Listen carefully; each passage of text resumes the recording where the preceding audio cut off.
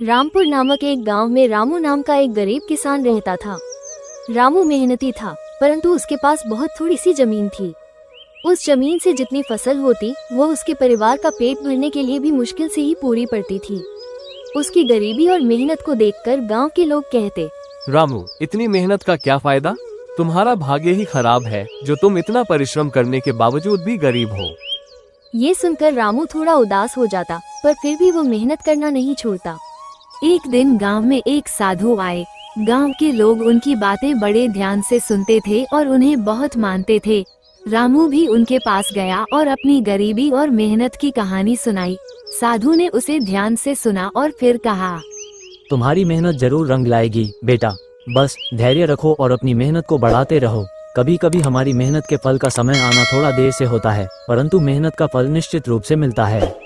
रामू को साधु की बात से थोड़ी हिम्मत मिली और वो और भी मेहनत से खेती में जुट गया। दिन रात मेहनत करता, खेतों में घंटों समय बिताता। समय बीतता गया, लेकिन रामू की स्थिति में कोई खास बदलाव नहीं आया।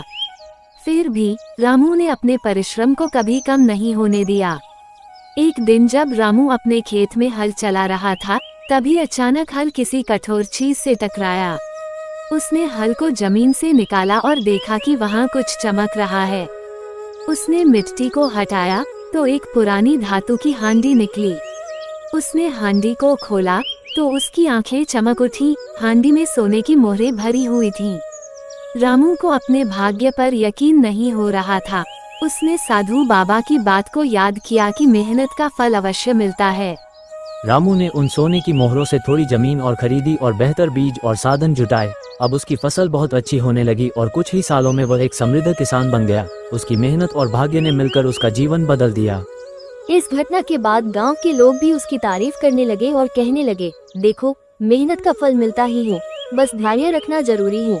रामू ने अपनी मेहनत और धैर्य से सिद्ध कर दिया कि सच्ची लगन और परिश्रम से किस्मत भी हमारे साथ चलने लगती है।